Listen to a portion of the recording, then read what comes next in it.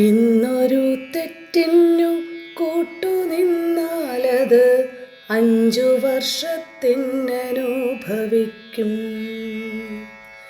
ഇന്നൊരു തെറ്റിനു കൂട്ടുനിന്നാലത് 5 വർഷത്തിനനുഭവിക്കും.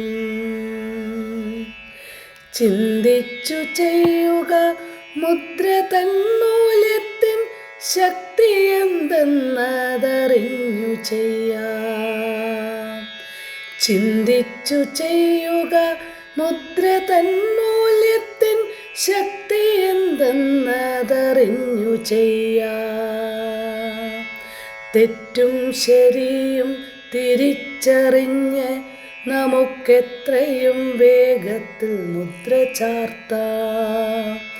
തെറ്റും ശരിയും തിരിച്ചറിഞ്ഞ് നമുക്കെത്രയും വേഗത്തിൽ മുദ്ര ചാർത്താം.